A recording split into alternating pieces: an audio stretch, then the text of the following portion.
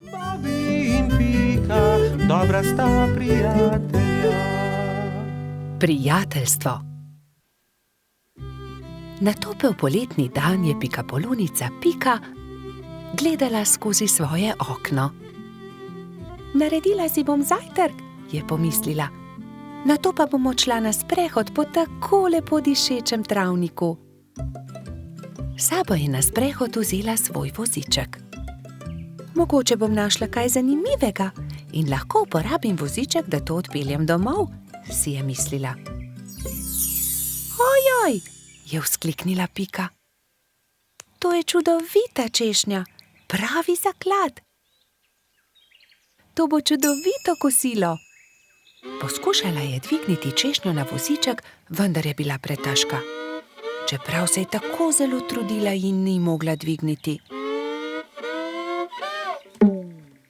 Prav takrat se je pojavil polž Bobi. Zakaj se kremžiš, mala pikapolonica? Je vprašal Piko. Ker ne morem dvigniti te češnje na svoj voziček, je odgovorila Pika. Ne bodi žalostna, ti bom jaz pomagal, je rekel Bobi in ji ponudil pomoč. Skupaj sta lahko dvignila težko češnjo brez težav. Pika se je nemudoma odpravila proti domu z okusno češnjo. Bobi je žalostno gledal za njo. Ali se ti ne zdi, da bi morala deliti češnjo z mano? Je vprašal Bobi ter jezno zacopotal z nogami. Pomagal sem ti, veš, a jaz sem našla to češnjo, je odgovorila Pika. Ne dam ti je, moja je. Polž se je razburil. Začela sta vleči češnjo vsak na svojo stran. Ne dam ti je, moja je rekla Doli jezno. A zaslužim si svoj delež, je zavpil Bobi. Še naprej sta vlekla češnjo vsak na svojo stran, dokler se ni razpolovila. Bobi in Pika sta padla po tleh. V njuno veliko presenečenje iz češnje padel jezen črv. Kaj sta storila z mojo češnjo? Je zamrmral. Ta češnja je bila moj dom. V redu, ne bodite tako prestrašena. Z veseljem vama pokažem, kje sem našel to češnjo. Tam lahko najdeta veliko za jesti, jaz pa si lahko izberem nov dom. Pika je pomagala črvu na voziček in skupaj so se odpravili na pot, da bi našli češnjevo drevo. Kmalu so ga našli. Tla so bila polna sladkih in dišečih češenj, ki so padle z drevesa. Bobi in Pika sta kar skakala od veselja. Kmalu je črv zaspal. Bobi in Pika sta si vzela čas in uživala v kosilu. Čas je hitro mineval, medtem ko sta se sladkala s svojimi češnjami.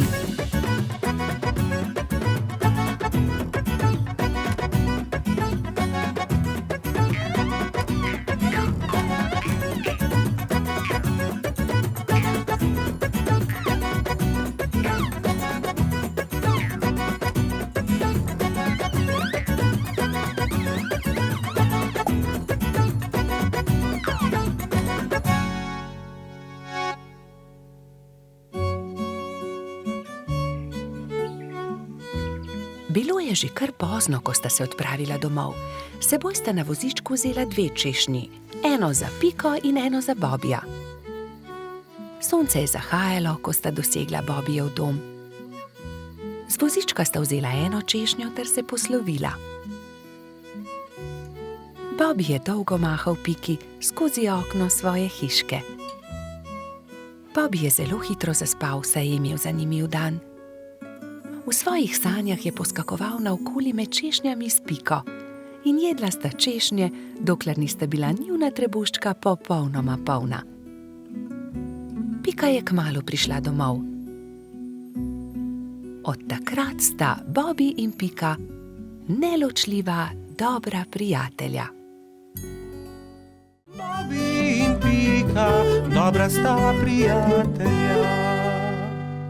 Pustna zabava. Nekega lepega sončnega popoldneva so mali prijatelji posedali v Pikini hiši. Čas je, da se pripravimo na pustno zabavo, je rekla metuljčica Rozi. Kaj boš ti? Je vprašal Bibi. To je skrivnost, je odgovorila Rozi. Vsakdo mora na skrivaj narediti svoj kostum, da naredi presenečenje.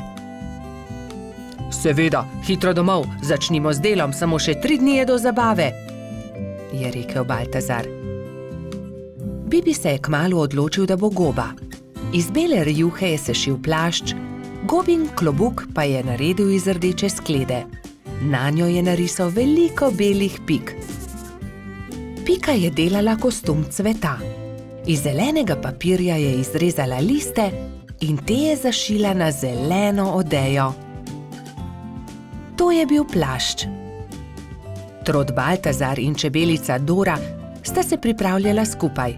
Baltazar se je oblekel v hudiča, Dora pa v angelčka. Mehurček, majski hrošček, se je udobno namestil v svoj gugalnik in začel delati levjo grivo iz rjave preje.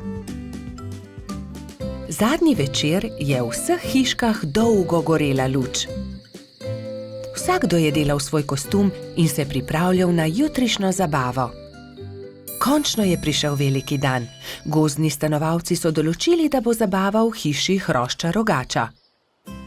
Zato so začeli krasiti Gašperjevo hiško s pisanimi papirji, balončki in trakom. Medtem so se pri vrtni hroščici Lili za popoldansko zabavo pripravljale vse boljše in boljše sladice.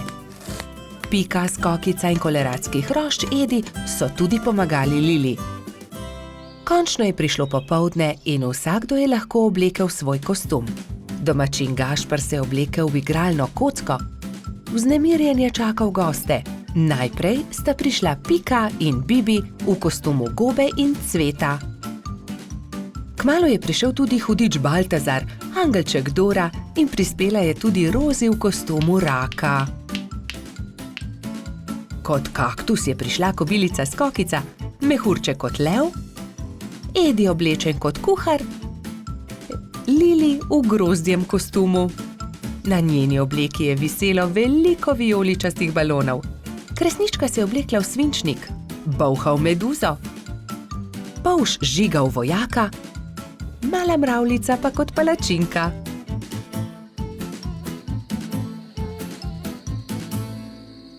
In takrat je objokano priletela kačja pastirka Zefira. Izginila je moja prelepa princeskina obleka. Lepo sem jo oprala, obesila na drevo, pa jo je odnesel veter. Zefira je grenko jokala, drugi so jo skušali tolažiti. Dal ti bom svojo vojaško kapo, meni je dovolj meč, je predlagal polž žiga. Ne, to je za fante. Jaz sem imela krasno princeskino obleko, pa jo je veter odnesel. Že vem, naredili ti bomo nov kostum, je rekla Skokica. Kostum sončka. To pa je bilo Zefiri že bolj všeč. Rumena zavesa bo ravno pravšnja za obleko, je vzkliknila Pika. Sončne žarke pa bomo naredili iz tega rumenega papirja, je rekel Gašper in vzel na traku viseče papirnate okraske. In vsi so lepili, rezali, šivali, ustvarjali in kmalu dokončali lep kostum sončka. Jaz ti bom pa za večer dala mojo malo lučko. Svinčnik tako ne rabi lučke, je nasmejano rekla Kresnička. Hvala lepa, je rekla Zefira in bila tako srečna, da je zardevala od sreče. Mali prebivalci gozda so peli, plesali in vsi so menili, da ima najbolj zanimiv kostum prav Zefira. Saj sonček, ki tudi po noči sije, je zares poseben. Bobi in Pika, dobra sta prijatelja. Družabna igra. Nekega pomladnega dne se je Bobi igral družabno igro z Rozi na vrhu hriba. Na tabli se je vila dolga pot od miši do kosa sira. Zmaga tisti, ki svojo figuro prej spravi do sira, je pojasnila metuljčica. Igro je začel Bobi. Vrgel je in stopil. Nato je sledila Rozi. Vrgla je in stopila. Zmagal sem, je zavpil polž, ko je njegova figura prišla do kosa sira. Dobro, zmagal si, igrala bova še enkrat, je predlagala Rozi. Bobby je zmagal tudi v drugem krogu. Zmagal sem, spet sem zmagovalec, se je hvalil polž. Igrajva še enkrat. Spet sta začela. V tretjem krogu je Rozi prišla prej do cilja. Zmagala sem, Bobby, končno sem jaz zmagovalka, je izjavila zadovoljna metuljčica. Bobby se je takrat obrnil stran, se zavlekel pod bor in vrgel kocko tako, da Rozi ni videla. Vrgel sem 6, je dejal ponosno, vendar mu je Rozi odgovorila. Ne velja, Bobby, vrzi tako, da vidim tudi jaz? Ne. Da, vrzi znova, Bobby. Polž je vrgel znova, kocka je zdaj kazala 2. Bobby je zaostal in tudi v tem krogu je zmagala Rozi. Ne velja, hočem zmagati, to je prevara. Toda, Bobby, to je ravno bistvo družabne igre. Enkrat zmaga eden, drugič drugi. Ne moreš vedno zmagati. Lahko, vedno hočem zmagati, je divjal Bobby in v jezi vrgel igro na tla.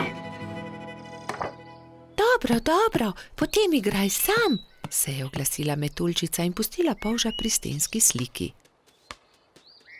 Bolje bo sam, je dejal Bobby. Vrgel je kocko, nato stopil, znova vrgel in znova stopil in po vrsti zmagal v vseh krogih.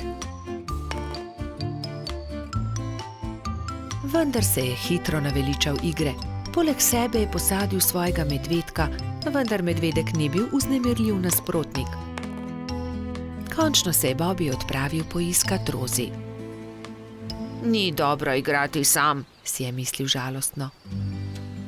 Metuljčica se je na travniku ravno kartala s Piko, Gumbijem in Baltazarjem. Se lahko pridružim? Je plašno vprašal Bobby. No, veš, Bobby, če se nam pridružiš, ni nujno, da bo zmagal in ne bi rada, da tudi karte vržeš ob tla. Rozi je zavpila za njim. Bobby, lahko se pridružiš, vendar le, če obljubiš, da ne boš jezen, če ne bo zmagal. Dobro je, no, se je strinjal Bobby in že tekel k drugim. Kartali so do teme. Enkrat je zmagal Bobby, drugič Rozi, vendar so tudi Gumbi, Baltazar in Pika zmagali po krog. Bobby je bil srečen, da se lahko igra s prijatelji in ni bil jezen, če ni zmagal. Nenadoma je priletel rogač Gašper in vzkliknil od zgoraj. Poglejte, izrezljal sem palice, pridite, zakurimo ogenj, specimo jabolka. Ta zamisel je bila všeč vsem. Prišel je tudi koloradski hrošč Bajsi. Jabolka so narezali, nabodli na palice in ko je od ognja ostala le žerjavica, so začeli peči sadje. Spekli in pojedli so vse jabolčne kolobarje. Bobby je svoj zadnji jabolčni kolobar dal Rozi. Zelo rad bi povedal kaj prijaznega metuljčici, vendar je na koncu le rekel: Izvoli, tebi ga dam. Ko je jabolk zmanjkalo, so palice pridržali v žerjavici in nato z njimi svetlečo konico risali vzorce po temnem nebu. Bobby in Pika, dobra sta prijatelja. Kolo. Nekega poletnega dne je golo pismonoša prinesel Piki in Bibiju pošiljko. Ogromen paket je bil zavit v lep, rdeč papir, povezan z modrim trakom. Tudi sporočilo je bilo priloženo. Pika ga je prebrala. Stonoga je pisal: Hura, kmalu nas bo obiskal. Pošilja nama to darilo. Nama? Je vprašal Bibi. Kako nama? Tebi in meni? V pismu piše nama. Zagotovo je darilo za oba. Seveda ni skupno, se je jezil Bibi. Zagotovo ga pošilja meni, saj sem ga jaz za božič našel v snegu. Jaz pa sem ga sprejela v hišico, jaz sem ga ozdravila, jaz sem mu kuhala čaj, je hitro povedala Pika. Ampak jaz sem obral pravljico o črvih, je nadaljeval Bibi.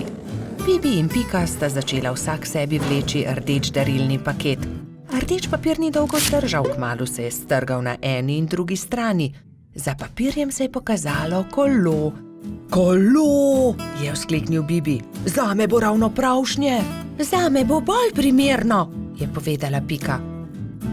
Prav, odnesi s seboj kolo, če si ga že tako želiš.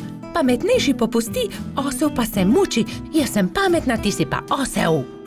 Bibi se ni vdal. Ni res, jaz sem pameten, ti pa osel. Odnesi to kolo. Na koncu ga ni odnesel nihče.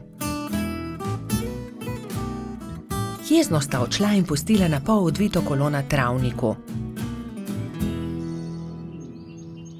Kmalu so prišli Trod Baltazar in Metuljčica Rozi. Poglej, kaj je to? Kolo, je vprašal Baltazar. Res je, je odgovorila Rozi.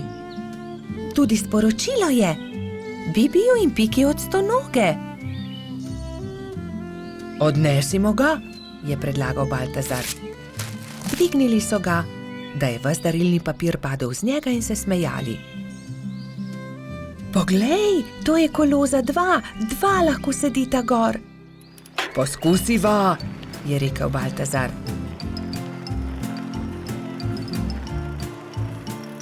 Hojla, Bibi, hojla, Pika. Pripeljali smo vajino kolo, ki sta ga pustila na travniku, je vzkliknila Rozi. Bibi in Pika sta skočila. Ko sta zagledala Rozi in Baltazarja na kolesu, sta se prijela za glavo. Saj to kolo je narejeno za dva, midva pa sva se prepirala zaradi njega. Takoj sta se pobotala in se veselo objela. Kako lepo darilo. In midva v velikem prepiru nisva nič pripravila stonogi, ki bo kmalu prispel, je prestrašeno rekel Bibi. Naredimo stonogi eno lepo pisano vetrnico iz listov rožic, je predlagala Rozi. Ja, zelo dobra ideja, sta se strinjala Bibi in Pika. Štirje prijatelji so iz rdečih, vijoličastih, belih, rumenih in rožnatih cvetov listov naredili vetrnico. Takrat je na mišji kočiji prispel stonoga. Mali miš se je ustavil na travniku in stonoga je stopil iz orehove kočije. Vesel je objel Bibija in Piko. Vidim, da sva dobila moje darilo, upam, da vama je všeč. Krasno darilo, zelo sva vesela, sta rekla Bibi in Pika. Mi pa smo ti vsi skupaj naredili to vetrnico. Stonoga je 10 dni ostal na obisku pri Bibiju in Piki. Hodili so na izlete z novim kolesom, peli, se igrali in dobro imeli. Veseli dnevi so hitro leteli mimo. Čas je, da se vrnem domov. Zelo dobro sem se imel pri vas, je rekel stonoga. Pridi tudi prihodnje poletje, sta soglasno rekla Bibi in Pika. Bobi in Pika, dobra sta prijatelja. Zvezdna hiša. Nekega poletnega večera sta Bobi in Pika kartala v pikčasti hiši, ko sta zagledala velik sijaj čez hrib. Kaj je bilo to? Je vprašal Bobi. Kot da sem videl padajočo zvezdo. Padajoča zvezda ni mogoče, poglejva bliže, je predlagala Pika. Bobi in Pika sta se z roko v roki odpravila proti svetlobi.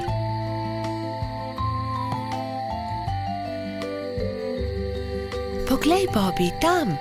Polžu so ostala odprta usta od začudenja. Na vrhu hriba je stala hišica v obliki zvezde. Kako je prišla sem ta hiša? Do zdaj ni bila tukaj, je šepnil Bobi. Ostani tukaj, jaz pa grem hitro povedati drugim, je šepnila Pika in že odletela poklicat Baltazarja, Rozi in Gašperja. Ko so bili vsi skupaj, so počasi upali stopiti bliže skrivnostni hišici. Gašper je potrkal. Sramežljivo lepo dekle je pogledalo izza vrat. V laseh, ki so ji segali do tav, so se bleščale zvezde, zlata krila so se ji bleščala v temi. Bobby jo je ogovoril. Kako si prišla sem? Kdo si? Vendar dekle ni odgovorilo. Poskusil je tudi Gašper. Naj ti pomagamo? Vendar tudi zdaj ni bilo odgovora. Dekle je le stalo in se ni oglasilo. Dobro, če ne poveš ničesar, potem ne povej, se je kujal Gašper. Pridite, pojdimo domov. Počakajte, se je oglasila Pika. Mogoče ne zna govoriti. Ne zna govoriti? So se čudili drugi. Pika je pobrala palico, narisala zvezdo na zemljo in palico smeje pomolila dekletu. Deklica je boječe segla po palici, vendar se je lotila risanja. Harfa? Majhna harfa? Je vprašala Pika in dekle je pokimalo. Si jo izgubila? Je vprašala Rozi in dekle je pokazalo na okno. Je padla skozi okno, se je oglasil Bobby in dekle je znova prikimalo. Ne razumem, je zamrmral Baltazar. Jaz razumem, se je delala pametno Pika. Živi skoraj na nebu, vendar je njena harfa padla skozi okno, zato je prišla dol, da jo poišče. Potem ji pomagajmo, je rekel Baltazar. Ne boj se, poiskali jo bomo, so dejali vsi in se odpravili v gozd iskat inštrument.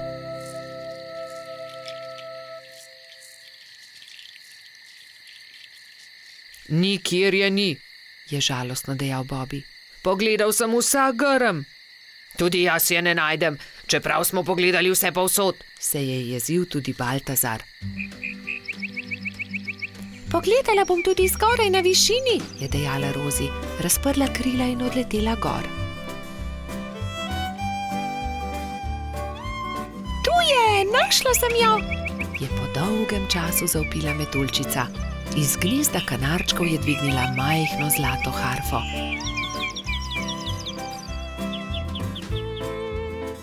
Previdno jo je vrnila zvezdnemu dekletu.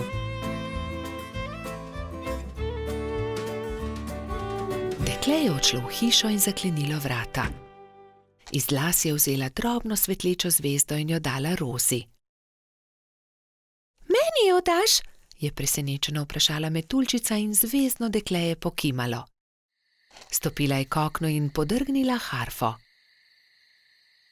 Ob mehki glasbi se je zvezdna hiša počasi začela dvigati. Odletela bo na nebo, se je čudil Bobby. Na koncu je bila že tako majhna, da niso niti vedeli, katera je med velikimi zvezdami. Škoda, da je odšla, je vzdihnil Gašper. Rozi je zelo pazila na zvezdo. Shranila jo je v okrasno škatlo in si jo vpela v lase le ob posebnih dneh. Takrat se je vedno spomnila zvezdne deklice, ki igra na harfo nekje na nebu v svoji zvezdni hišici.